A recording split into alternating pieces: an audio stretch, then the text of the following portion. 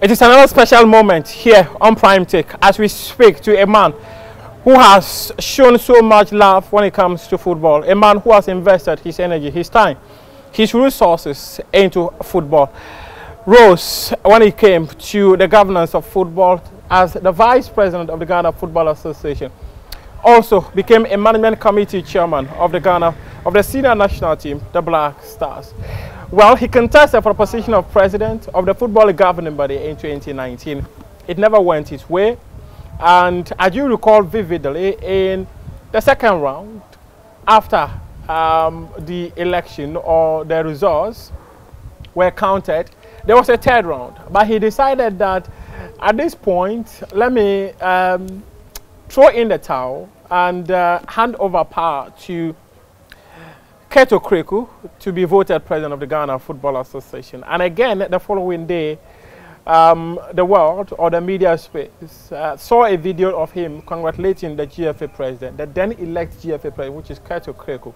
Now he's throwing his hat again into the race for the position of president of the Ghana Football Association. I guess by now, you have an idea about the person I'm talking about. He is Geoge Afriyie. He's my guest tonight on Prime Take.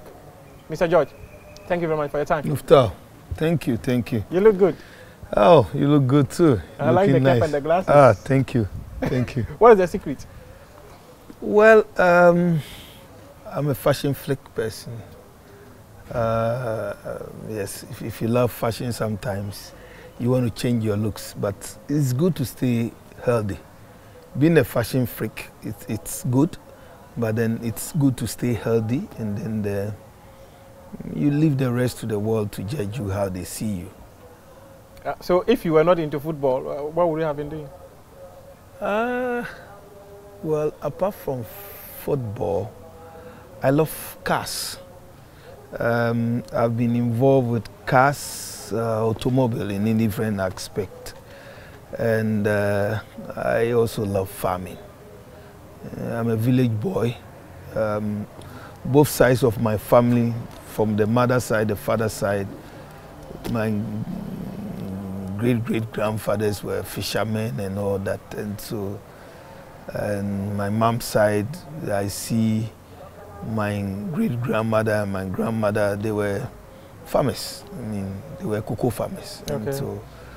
And so I see myself, I see the future of Africa, that we need to invest in farming. I think that if you had the opportunity to travel out of this country and you see how nations have developed, if you specifically I want to talk about Japan, US, Canada, and then you have to know that as a young man or as any person who come from a background of some farmers, you need to take farming seriously, because look, we are blessed.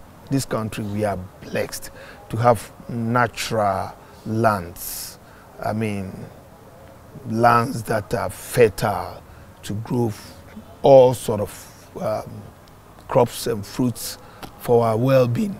And so I think that I love to go into serious farming. I'm doing it already, okay. but I think that I can do more.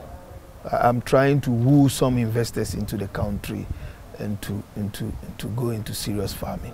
When you say you are from, you are a village boy, which village are you from? I'm somehow Accra Adan boy when it comes to, I'm a Gandangwe boy, okay. Yeah. And then on the other side too, I'm the Achim Ashanti and Ashanti Achim boy. How? Yeah, you know, the history shows where my great grandparents migrated from, in a village called Jimechi, okay. Within the Ashanti regions, okay. And most of them settles in Achim and then Asante Achim lands. Oh, okay. So they migrated, first settled in Agogo, okay. Bompata, Kokrentumi, and then Nkwetia. These were the areas, Usino, these okay. were the areas where the family, from the other side of okay. my family. And then from here, it's purely between the Greater Accra. So it's just Accra and Adan. So where were you born? Okay, so I was born in Accra. Maybe. Then you're a Accra boy. So you're not from a village. No, but I grew up partly in some villages. Some villages, yes. I grew up partly in some villages, but Like. sometimes, yeah, because a story was told. Sometimes I need to say this. The story was told that my grandmother, Yeah. my mother, to be honest with you, my mother, my father attended Bompata Training College. Oh, okay. And met my mom, a young lady, and impregnated her and ran away. Oh God. That's if that was serve So the that is you. audience. That's me. That's me. So, do you know your father? Oh yeah, I was living with my father in Akosombo. That's why after I ran away, he came back. Oh, yeah, I have to go look for him. So how did you find him? Oh, it's easy because you know in this country, once your dad has classmates, it's easy. You will track. So one day, yes, I had to chase my mom and say, "You have to take me go look for that man." Yeah. And my mom took me to a town near Pom. If I don't know whether you know where the Akosombo. Okay. When you're going to Akosombo, it's a town called Pom. So that's where the fathers my father's father had a house there. Oh, okay. So we went there. We found my grandmother, and my grandmother said, "Your father is a young teacher somewhere at Akosombo." Okay. So that's and we had to trace my dad, and then we met my dad. He was a very handsome man. At what age And was this? I was maybe I think class 2, class 3. Okay. And I saw the man, very nice man. And then if you know Akosombo very well, I mean the staff of VRA then, they lives in bungalows and all that. So I went with his brother, and his brother was a tutor at Akwamuman Secondary School. Oh, okay. So he took me to the house, and my dad had gone to fishing as a teacher. Yeah. He was teaching and then he will go to the Akosombo Dam site to do fishing. And sometimes you do fishing and bring fish back home and all that. So we got there and he was not there. And then he had a mango tree behind his house. So because the brother had the key to his bungalow, he opened and then I entered. And then I just saw ripe mangoes and climbed the tree and started. You're already homeboy. Yeah, and then the man came and said, "Hey, I can't offer me mango." Then the brother had just folded his arms and said, "I call what to baby and you have run away." See, that's the boy. so you've been a firebrand for a long time. So that was it. And then he saw me and he was like, "Hey, Kwesi." I mean, that was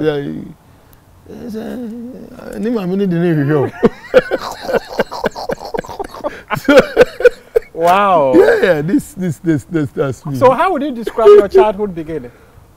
It was okay because I mean I had some great grandparents, had some good family. My uncle, one of my uncles was Air Force pilot. 2 of my uncles were both Air Force pilots. Oh, okay. Yes. They were Air Force pilots, and so it was easy. And my mom Uli's sister then was also living in the UK with a husband. Oh, okay. And so yeah, we enjoyed life as kids. It was a bit rough and tough, but we had some very decent upbringing, very decent one. And I'm sure that decent upbringing created some kind of opportunities for you, right? Oh yes, I mean, those of us who are more than 50 years, those of us who are more than 50 years, yeah. if you know the culture that existed in Ghana these days, you see, you are being guided how to grow up. There was nothing like a free life where if you are lucky to come from a home like mine, where both parents, my mom was a teacher, my dad was a teacher, later became a politician. My father was once the CPP General Secretary for Sujaman, later became CPP Secretary for, yes, became CPP Secretary for Eastern Region. He became the head of Vigilante. You heard of the Vigilante? Yeah. Yeah, became the head of Vigilante. He was a very nice man. Anybody who know my father will tell you that he was a very, very nice man. And so my mom was MPP woman organizer. And you know, both then you were born into a political role. Yeah. The CPPs later, my grandmother, my father's mother's sister was top NDC woman, head of the women something, and those. And so both sides of my family, my dad's side was in the CPP NDC, my mom's side was in the MPP, and so I saw them doing their own thing. And as a young man, and I was a different person. Oh, so you are a politician, isn't it? I can understand how you got into politics. I was born into a political family, no doubt about that. I was, and both sides of my family, each sides have serious political lineage into the two big political parties in this country. How would you describe your educational journey then? Well, initially it was smooth. But along the line, maybe after polytechnic education, I felt that this country was not meant for me. I see myself as someone who really wanted to make it in life, and I felt the pace of life in Ghana is not the one that I want to. I felt that I must go out there to see what is in stock for me. That is how come in my early ages I traveled out of this country to live in Japan. A lot of people don't know that my uncle's best friend, one of my uncles who was an Air Force pilot, in fact he was the first Ghanaian to bring private airlines to this country called Pioneer Airlines. My uncle, one of the one who passed, the one who had a plane crash, was, if you are still young, I mean, back in the days, you remember there was a story of a Ghanaian pilot, Air Force pilot who had a plane crash on the Ghana-Togo border. One of them was my uncle. Oh, okay. Yeah. And so, initially everything was okay, but I wanted to take something different.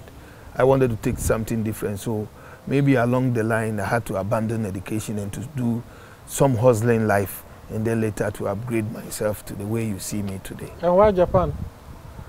Okay, so I had uncles and friends who said, Charlie, the place is good, it's this and that and that. I've heard stories of it.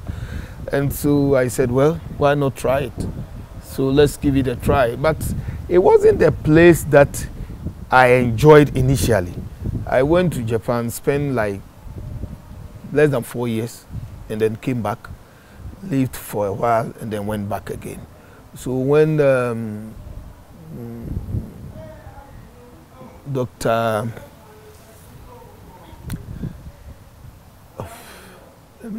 one of the former ambassadors, okay, I just want to remember the name, became the ambassador. He happens to be an uncle's very good friend. Oh, okay. And then he felt that he could even offer me a position to serve at the embassy. But at that time, I wasn't really for it. And so I wanted to do my own thing.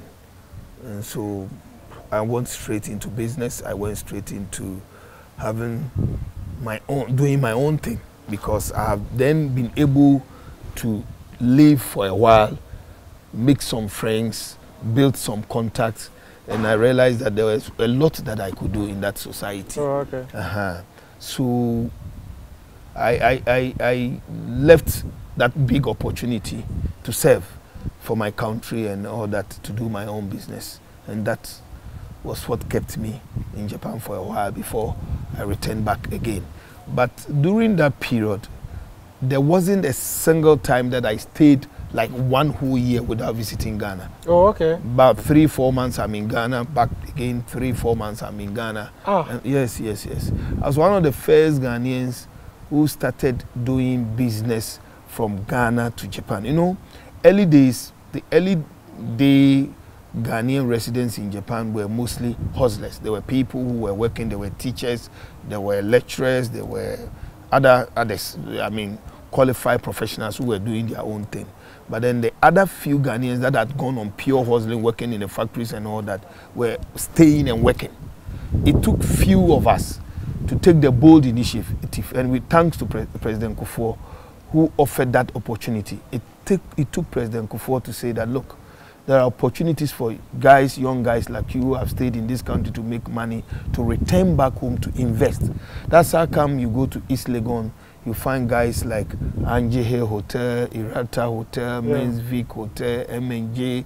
These are all guys who decided that having stayed in Japan, having worked and having made money, we want to return back home and invest. So most of them invested in the hospitality business. Some went into real estate. Like my good self, I also choose the real estate business. You understand? I did automobile for a while, and then later I felt that let me go into the real estate business. We did it in a very small scale. But some of my friends like Geoge and Irata and Mensvik, they did it in big, large scale. They have their own lot of big houses. So those the hotels, most of the hotels in East Legon, they are your parties. Yeah, right? they are my body. Oh, I see. But why didn't you also go to the hospitality side? Well, we cannot not do the same thing. See, my passion for football. That's how come sometimes when we meet, they keep laughing at me because this gonna go here and go for mine all that. You see, we can all not have the same kind of, you understand? Some must do something differently. And for me, my passion was football. I've always developed that passion, great passion for football. Did you play football? Well, not to the amateur level, or you played it as a pastime? Oh no, we've played football, but not to that level where you wanted to see some of us. But along the line, my interest was to be an agent, a football agent. Oh, okay. I started with players like Kenneth Sapong, the late Sumandazi, and a few others I wanted to try. In fact, at the point I wanted to even manage Aziz Ansah. Oh, okay. From Kotoko right now? Yeah, from Kotoko. I wanted to manage him. I remember that when Dr. Kwambani interviewed him at Adum. I accompanied him to that famous interview. I think when he won the best defender of the year or something. He was playing for Kumasi or something. So my passion was purely for football. So even though I was into business and I was doing my own business, I was into automobile and all that, my pure passion was football. And considering the fact that you were born into a political home, why didn't you follow the footsteps of your mother, your father, your uncles, but you went to football? Well, or you are still a politician? At the point, I still have politics in me, but I'm still doing football politics. At the point, I was contemplating. Let me be fair. I was contemplating going into serious politics, mainstream, multi-party politics. I've been considering it, and maybe who knows? I still have all that interest. You should have the interest. Because you see, Muftau, somebody must effect a change. That's my belief. Somebody somehow must effect a change in this country. Muftau, in football, we are not fortunate. Maybe in our early days, we saw the business aspect, but it was the passion to help Ghana football. That was maybe our mistake. Unlike today, people think that, hey, let's make money. That was our mistake. Our mistake was that we should help the society. We should help grow the sport in this country. That was our interest. At what point exactly did you get into football? Early 2000, 2001, 2002. Early 2000. I mean, when I want to talk about mainstream, mainstream. 2000, 2001, 2002. Okay, so in 1996, 27 years ago, Ghana qualified for the Atlanta Olympics. Yes. And Ghana camped in Japan proud to go into Atlanta. Okay. So the Ghana Olympic team traveled to Japan to play the Japan Olympic team before they played to Atlanta for the competition. For the competition. I was then living in Japan. And my passion drove me straight to the team. I went to the team hotel. I met them. And players like Augustine Ahimfo, Joe Ado, Simon Ado, Afododu, now former captain C.K. Akono, Osei Kofuo. These were players that were my friends. I met them and then took them round, did some big shopping for them. And then I remember very well that even in 1996, I went to the electronic hub of Japan, a place called Akihabara. Akihabara in Tokyo is the electronic hub where all the electronics that you can think of. Or if you are a foreigner and you walk to Tokyo and you want to buy any electronic to your country, that's where you can have the 220 voltage because mostly, so it's electronic hub. I drove to the Akihabara and picked 3 players of the national team and bought Seiko watches 10 for them back in 1996. You were rich, or you are still rich? No, see, sometimes it's not about how much you have in your bank account or how much you have on you. It's about, I don't know whether you have followed football back in the days. The people who love football, who were spending money with football, were not doing it to get, because they are so rich and they want to part. They are moved by the love of the sport to spend on footballers. I can count, look, in my early upbringing in following football in Ghana, and I want to talk about Accra Great Olympics, and I want to talk about Kumasi Asante Kotoko. In Kumasi Asante Kotoko, you had people like the man who, if you have heard of Esri Jaman, Esri Jaman, the man who deals in plywood and TNG and all that. I saw that man, Kujo, and those days he would spend on players like nobody's business. Osei Kwame Despite spends on players like nobody's business. There was a man who used to work for Gassem, it's called Mr. Edu.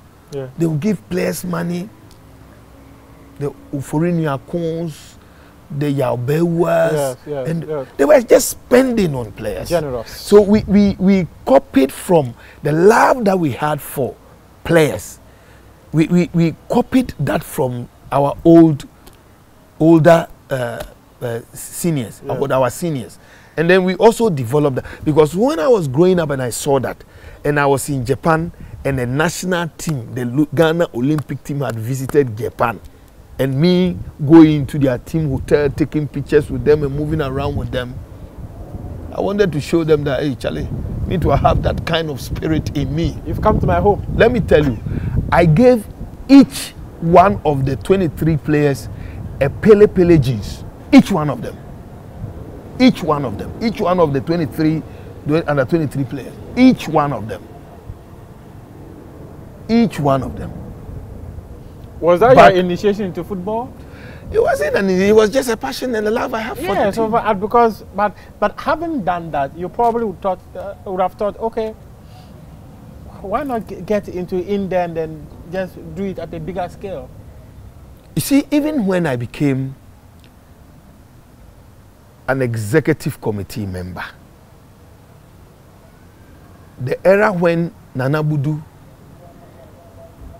Alhaji Raji were under 17 management members. The chairman was Mr. Wanyamiche, former chairman of the Ghana Football Association. He was the chairman of the national under 17 management team. Some of the members were Obed Nanan Ketia, Chelsea boss, Alhaji Raji, Nana Budu. They were members of the under 17 management team. They took the national under 17 team to Japan for a preparation towards the under 17 World Cup in 2007 in Korea. So a preparation to go to the World Cup in Korea. I remember. They camped in Japan. I flew from here, went to Japan, got a Japanese friend of mine to spend on the team with cash and Seiko watches for the entire team. Entire team. The entire team. When the team left Japan to Korea, I followed the team to Korea. There was a match between Brazil. There was an 8-nation tournament prior to the main World Cup. And Ghana played Brazil. I drove to the team hotel. They had just played, I think, Haiti. They had just played Haiti or Brazil. And I saw the players in bathroom sandals. The national under-17 team was in a bathroom sandal, all of them. This one is wearing charawate, this one is wearing that, that one is wearing that, that one is wearing that. And we were being kitted by Puma. So they were in their Puma house where Puma, but with they had no uniformed slippers. Yeah. I drove to Itaewon, a place in Korea called Itaewon Night Market, and bought a Puma sneaker for the entire team. I was not a member of the team. I had just traveled to visit them. These are things I have done for teams. National team of Ghana. But I also recall that during your club days, was it Gamba All Blacks, right? A video of you surfaced many years ago where you were like, people said I couldn't do it, I've done it. When you qualified, I remember all that. Talk us through the journey of you getting into club football and subsequently into getting to leadership position at the FA. Blast will return to the Premiership and he scores!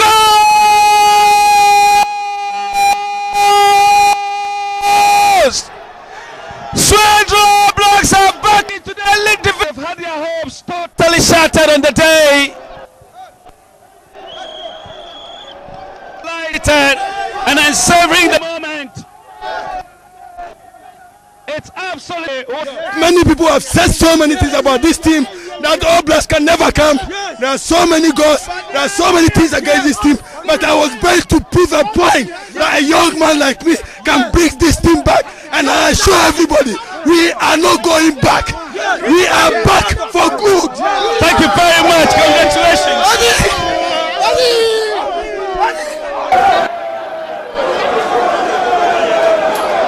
Okay, so this is how it started. I had a friend living in Sweden, okay, who approached me that the good old All Blacks has gone down, deep down to the lower divisions after Georgido, the late Georgido, George Eduse Poku had left the team, and the team has sunk deep, like way down to like Division 2 levels. This was a Premier Division club, team that has, I think, won the FA Cup by then, with players like Baba Amando and co.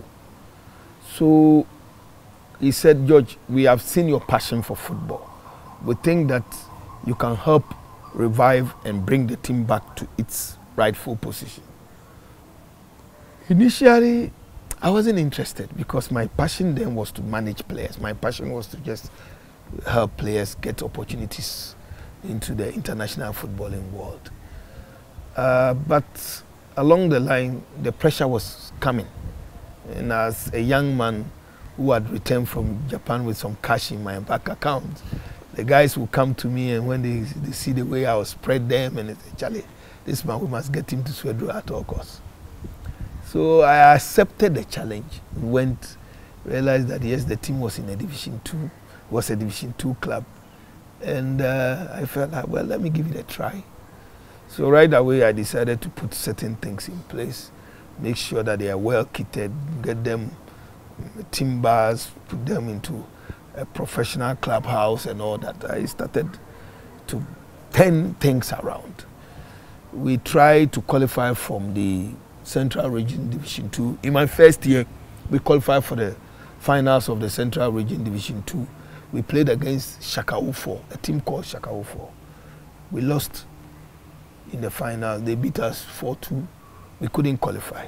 The following year, I was to do it again.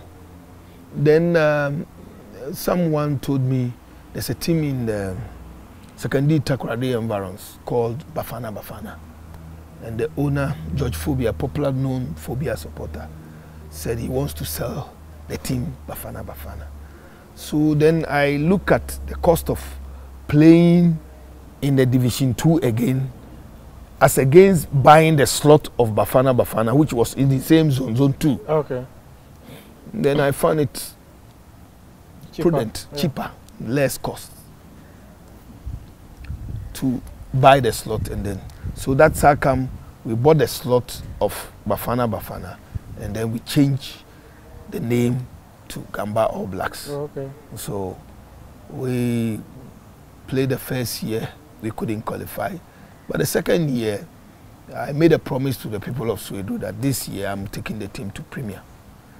We did our best, but unfortunately we came third. That was the old format where you play sub-middle league, and then so then the third team from the Premier Division will play a playoff. Yeah. So we had to do a playoff with Okwawu United. And if you know the history of Okwawu United, they have just gone on relegation, but then they were the third from bottom. So they had to play the third place from the super middle league team, and that was All Blacks. So we went into this game, but prior to that game, there were a lot of permutation. There were a lot of, how is All Blacks going to beat Okwawu? Okwawu United had all the big men in Ghana football then. Because Okwawu, if you know, when we say Okwawu United, the likes of in this country, one of the most industrious people in this country are the Kwawus. Yeah, it's not. I mean, we share a border. So is the country in Europe here? It's the country. Yes, it's the country of Impraiso. Yeah. Nana, and then it was very influential when we talk of GFE. Not only him, Ampim Dako. Yeah. The then Deputy General Secretary Technical. So all of them. I mean, you hear the names. Odro Nyako, the longest boss secretary. So you hear the name and say, Charlie. This is a Herculean task. I don't see how we're going to surmount this challenge. And you know All Blacks? Yeah. All Blacks was me, Isaac Kumsing, and James Nunu. These were the three musketeers running around trying to qualify ahead of this. And I mean, if you look at even the competition itself, this is a Premier Division. Yeah. And we are a Division 2 club or a Division 1 club trying to. So even, I mean, comparatively, there was no way we could summon such a challenge. But then, I mean, in football, everything is planning, and everything, it's the way you strategize. And so the night before we met, we designed the plot, we planned everything. Thankfully and hope, I mean, by God's grace, the game went into a penalty shootout. And as destiny may have it, Ishmael Yate kicked the last penalty kick, and we qualified to Premier. And so it was the joy and the work we had put in place, and that was what you saw. When you were speaking to Kobra Yavoa, the good old Kobra Yavoa, that was quite an interesting one. Yes. And then you went to... And the Kobra Yavoa himself, oh, really? Of course, Kobra is from I see. Yeah. You see, the big man, look, Kempon, all the big men you can think of in football, they are all They are all from Ko. Because they are my friends. My own dad and so. Ko. All of them. Top. They are very industrious. And so I didn't see how I was going to scale past that. So from the club level, how then did you rope yourself into the football politics? Okay, so you see, sometimes your exploits gives you out. The way you endeared yourself among your peers and your colleagues, it's when there are positions available and you want to vie for it. People look at what you've been able to achieve, what you've been able to bring on board. So at that time, in the 205, when we were moving from the old order to the new order, it became obvious that if they were looking for a certain, we were looking for a delegate from Zone 2, you can't go past Geoge Afriyie. There was no way, because within the Zone 2 clubs, within the Central Region football, I had actually demonstrated my capabilities. I've demonstrated from the Regional Football Association, I've demonstrated from clubs within my zone that yes, if you need someone to represent you, this is a man who could go onto the committee and speak his mind. This is the man who could go onto the committee and serve the interests of the zone. So right away in fact, it will surprise you to know that in that election, out of the 48 Premier Division 1 clubs, I think I had about 44. Wow. Yes, only 4 clubs to vote for me. Subsequently, 4 years later, I had 40 clubs voting for me. I think between me and Papse, 40 and 39. So, those times, it was about what the man brings on board. So why did you decide to even contest in the first place? Well, it was a calling. I felt that I could impact my knowledge of what I've been able to see around and what I've also been able to learn from the foreign world. I thought that a lot need to change. A lot need to change. I felt that our football was still in the dark ages when I came back from Japan, knowing where I was coming from and knowing what I see, the development of football and all that. I felt that our football, because like, look, I would drive to Cape Coast Sports Stadium and placards lined up where the substitution boards. You take number 1 and take number 2 and join together, and that's number 2. I say, why can't we be doing this in the 21st century? I mean, and this is fact. You can go and check. Did you make the impact you thought you could? Yeah, of course, I changed a lot of things. You know, at one point, I bought substitution boards from Korea, gave it to the FA and asked them, gave them an invoice and say, when you have money, just pay me. But centers that were not owned by National Sports Authority, I gave them for free. Dansoma free, Obuasi Ashgood free. One other venue where the league centers, the Premier League centers, I gave them for free. You can ask Mr. Kujofiano. Free. I felt that no, in the 21st century, we cannot be using substitution boards where we create Diabako, then one person. No. They will write chalk at the back. Yeah, chalk. What's there? You know it. I remember some of all these things. Yeah, they were quite interesting. But Geoge Afriyie, it's quite interesting that you rose to become the GFA vice president.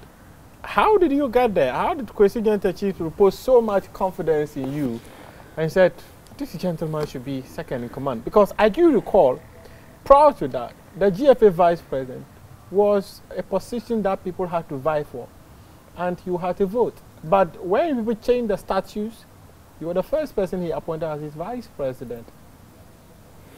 I don't remember whether I was the first. I think I was the second. I think Fred Krensu was also... No, Fred Krensu was voted. I remember... No, it was Jordan that was voted. Fred was also appointed. Okay, yeah, prior to 2014. Fred was appointed. Yeah. Initially, those who vied for was Fred Papo. And Jordan Anagla. And then Mr. Fred Krensu was appointed. Then I think that everything... You were appointed in 2015, if I'm not mistaken. 2015, yes. It was when we changed the statutes to give the power to the president to appoint. So it was the president acted within the statutes. He acted within the statutes. Now, maybe we wanted to use the Ghana system where the president appoints someone that he feels comfortable with. Yeah, but the truth remains that I didn't just get to the vice president by way of... I had actually worked my way to that point. Remember, I first contested in 2005 to become an executive committee member. Contested again to become re-elected to become an executive committee member. Now, remember, we had an executive committee, the larger one, yes, and we have the emergency committee. So the emergency committee, in the previous ones, we also vote for the emergency committee. Oh, okay. So when the power was vested in the president to appoint, the first time he appointed was the Jordan Fred Krensu era. Yeah. Remember that I was appointed an ESCO member. I became an ESCO member, EMCO member, before vice president. So I worked, I rose through the ranks. ESCO, EMCO before vice president. And I believe that at the point, Mr. Nyantakyi had saw my dedication, my loyalty, worked throughout.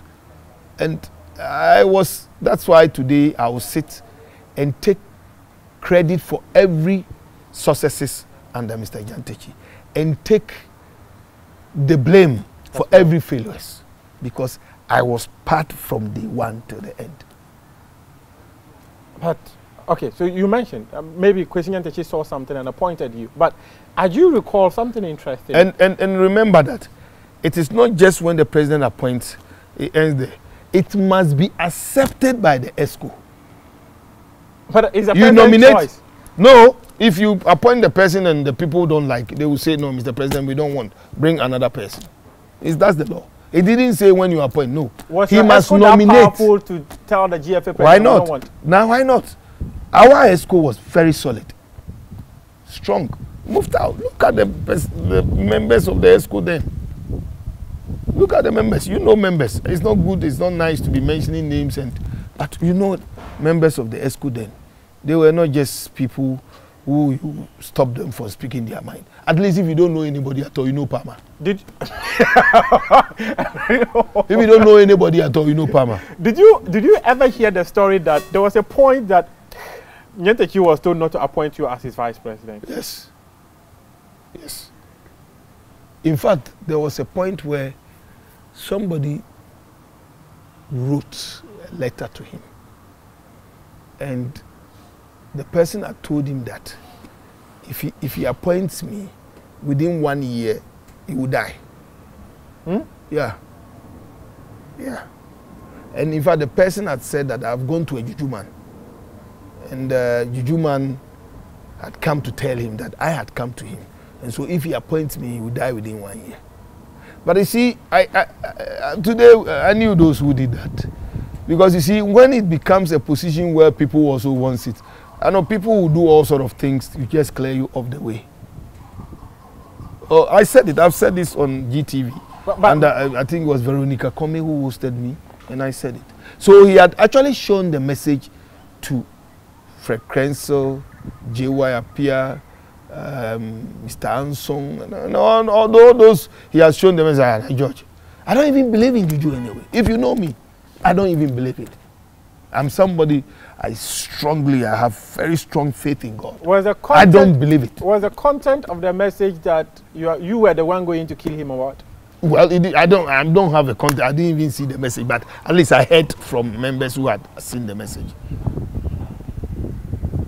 But he still went out and appointed you. Because the people he showed, everybody said, no, that's not George. No. You can talk of anything to me. You can come and say, Malam say I should go and do Salaka and must do this. And you can say those things, and I say, yeah. You can say that some Osofo said you must do this, you must do that. But to say a juju man, because I don't believe in them. But do you when a Malam says something, do you pray? That one do you do? A Malam says that, oh, come and do Sadaka or ABC. That one. I love Saraka. It's Salaka we call it. Yeah, Sadaka. I like it. I like that one. You see, it's good because do you know that every human being needs luck to live? In fact, the animals in the bush, they even need luck. Because when the hunter goes, he doesn't know where the gun will hit. So he even needs luck to evade the hunter. So every human being needs luck. So it is so good to do good when you help people and someone, oh, may Allah bless you. Oh, may God bless you. That kind of thing is very good. It's what I believe in. I even have something very interesting. When you go to the market to buy stuff, and you buy from the woman, she's going to, oh, Nyami Shaw. What's the point? That's an interesting point. But George, tell me pretty quick, because as you recall, I don't want us to drag on this, because I want us to go to current issues while you're contesting for the position of president again. But it is all part of your CV. As you recall, that there were allegations thrown at you that as vice president of the Ghana Football Association, you leveled a plethora of allegations against your boss, which was Kwesi Nyantakyi. One of them had to do with the Glow money, that you claimed that the money had come and then they had not it was in Kwesi Nyantakyi's account. And did you make such allegations against Kwesi? You see, sometimes it's very difficult for people to throw out things which they have no facts about. People, if there's one person who suffered under this whole Glo contract, was me. How? How? You've forgotten so soon the so-called Mitzi. You've forgotten so soon how the FA. But the Mitzi and Westhead were about GMPC. No, you don't have the facts. Mitzi was the agency that was supposed to have brokered the Globe contract. It became a big issue in this country, to the point where EOCO had to invade GFA and take our computer. Yes, Yoko, yes. And you remember a certain man has to take Yoko to court? This was 2009, but it was you. Yes. Yes. Yes. So there was this issue about some money left and it has been paid, it has not been paid and all that. So it's got nothing. There was no official leveling of. It was just a three-man talking. Myself, I think Mr. Uwahine Champon, and I think maybe Nana Kwame Nketia. The three of us talking. And then one of them decided to that, oh, George said this. But then I got the opportunity to explain myself. But did you say it? No, I had said that the money had been paid. I had said that the money, and true, how did I even get to know that the money has been paid? The genesis of the thing was that the Black Stars has traveled to US to play Mexico and the US national team. Yes, the US. US. 2017. Yes, the US national team. And some players came in and we had to do a refund. Yeah. And there was no money to do a refund. And players were agitating and I had to use my card to go to the bank. And in the US, you cannot withdraw $10,000 or do money in the. In fact, I wanted to deposit $3,000 or $3,500 into account. So I had to struggle to raise this money and then pay the boys off. So when we came back, I was trying to look to get reimbursement, and then the then General Secretary had told me that yes, he had said that wait, when the Glo money come, we'll pay you. I said okay, no problem. So at one point, I realized that the money had come. So I went to him and I said, Ike, I realized that the money has been paid. So how come you people were not? So I met two of them and I was complaining how I've used my money and I needed to be reimbursed and my money has not been paid. And then, as usual, Eco Concern had to go and say that George is complaining about his money. And that was it. But it did indeed the money? Did it the money had come, yeah. But which money did Glo give to the normalization committee? It was, I think that maybe, no, you know, they had owed us. Yes, they owed you some money. Yes, they made part payment. There was another part of the payment. So the payment that had come then, the payment I think was $500,000 or something. That was what I was demanding. But did you eventually get your money? Yes, I got it. I got it. There's a certain feeling that you backstabbed Kwesi, despite the confidence he reposed in you by appointing you his vice president. How? Backstab? How? Unless you have used the word, so you better find a way to this. So one of them is that the comment of that, like I mentioned, it's an allegation that you claim that the money had been paid into his bank account, and then the other one, Isaac Ado, had the money and then he was riding on a motorbike. How can that be a backstab? When I have used my personal money to save a situation and demanding it back, how does that become a backstab? And that was not the only time. Let me tell you, there was another time.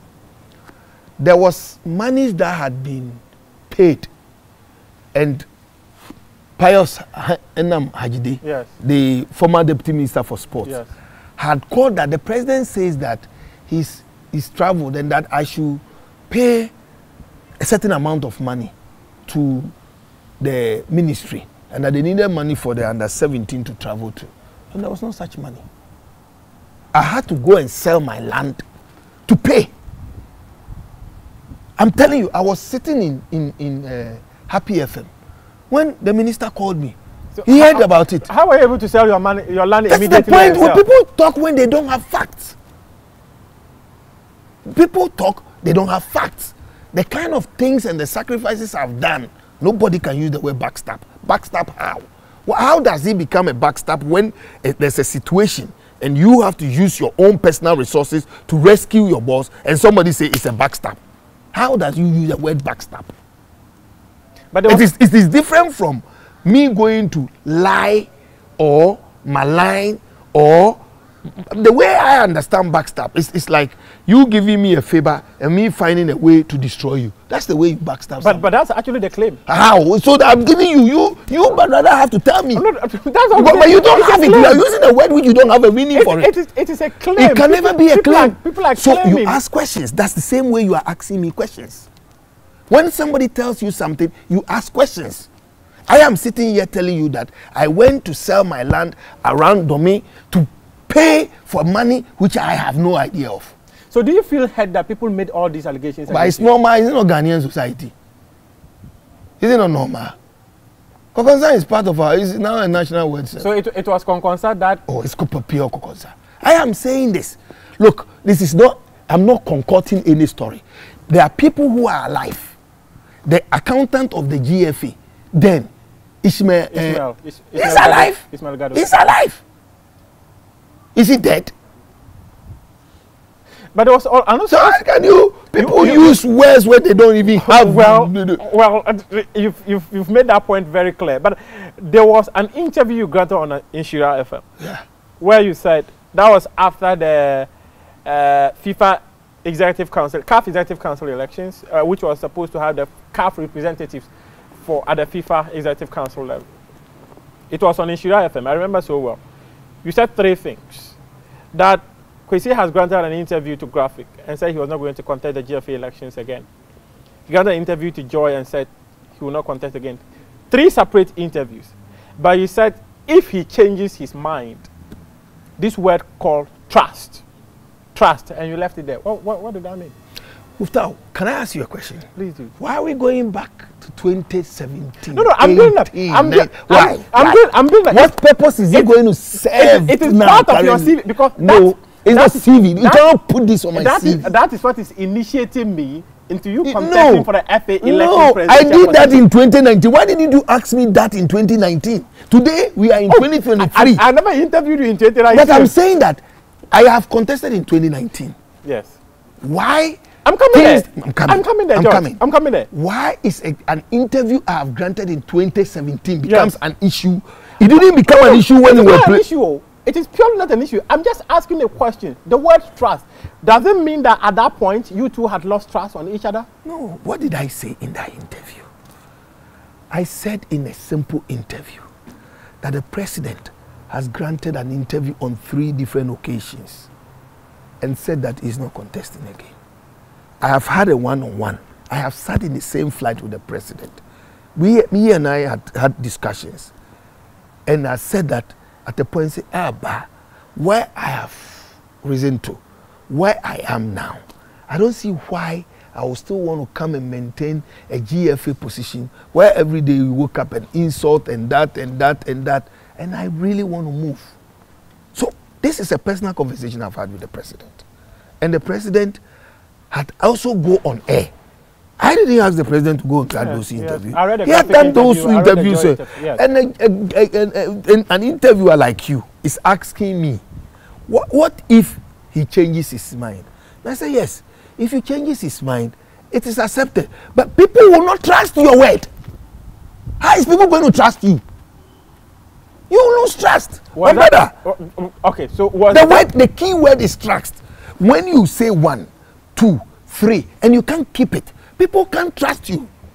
But you had worked with him for many years. But I'm saying that it is normal when you are a human being and you tell me, Muftar tells me that, George, I want to have an interview with you. I'll come to your house 9 o'clock. Like the way I've chased you for 1 year. Wait, I'll come to your house 9 o'clock. I said, okay, you don't come. George, we'll have an interview. I'll come to your house 9 o'clock on Wednesday. You don't come. George, I'll have an interview with you. On Friday, 9 o'clock, you don't come. You think you want me to trust you? You see, the key word here is trust. And I don't know why people want to put a spin and change it to suit the way they want it. It's not a spin. But Muftau, let me ask you, let me reverse the question and put it to you. If your friend is the president of the FA, it tells you that, Muftau, I'm not contesting again. On another separate day, you go to him, Kwesi, from the way things are, Muftau, I'm not contesting again. Another third day, you go to him, Muftau, I'm not when he tells you the fourth time, would you trust him? So no, answer that. Will I trust him? Yes. Well, would I trust you? Would you trust him? Oh no! At that point, would you trust him? It will be very difficult to trust his word. So what have I said differently? Okay, so this brings me to the point. Was it after that conversation that you began building the ambitions to succeed him as a GFA president? No, I had already said that I will contest the 2019 election based on what the president has said. I said it on my birthday. This one was 2017. I'm saying that. Do you know when I did the birthday declaration? April 2018. I remember so well. I am saying that I had said that. Check. The interview and the dates were different. Go and check. It wasn't after. I had done the If my memory serves me right, Uncle George, I do recall you were taken off as vice president of the GFA. 2018. Yes. And that was around the same time you declared your intention to become GFA president. No, I declared before I was taken off. I declared my intention to contest the GFA election before I was taken off. You see, this conversation. You can check. May I have the dates? Okay. I can tell you the date I did the birthday declaration. I know it was 8th or 18th. I can't remember specifically the date. But I do recall that this conversation, it has come up because it's quite interesting for me. Because I'm looking at the point. Those who are saying that interview of 2017, they don't have the fact. It's 2018. I am looking at the point that you decided that you want to contest, you want to become the GFA president. Was it after you had a conversation with him in the flight that you were okay, if my boss says he's no longer going to contest? There are a lot of things that I had done. I did not just start. I even went to the leaders of the Nyantechi's group. We have leaders. You think we don't have leaders? And who was the leader? Geoge Afriyie, Kwame Fianco, Fred Krentzel, Uwahine. I had gone to them to inform them that based on what the president has said, I'm interested to contest. He said it in September. I am saying that when he announced that and when he had just told me that he's not going again, I had gone to these gentlemen. You can go the same way you are interviewing me. You can go and have an interview and they will tell you the truth. I think you're getting my question out of context. I'm not getting my question is, at what point did you decide that I want said to at the point when the man said he's not contesting again. Exactly. I have said that. Is that the build-up I was asking I said for? I have said that severally. I have repeated myself that when my boss has said that he's not contesting on 3 different occasions, I've gone to see the leaders of our group and inform them that when my boss says he's not going to contest, then I am interested to contest. I have said this. So if he was going to continue, you don't have contested? Of course, why would I contest him? Why? Why wouldn't you have contested? Because you have your personal ambitions. No, it's not personal. Why? The relationship that existed between me and Kwesi. Well, I think that if Kwesi had called me and said, George, Charlie, at the end of the day, why do you think that I was going to say no? But you said at a point you knew someone to effect change. Oh, but you can even effect change when you are with him. I've done a lot of things. I've done a lot of suggestions. I've done a lot of things and I've done a lot of suggestions. You've commented so many times on number 12 and all that, but people often say that if there was a term limit for the FA president, this wouldn't have happened.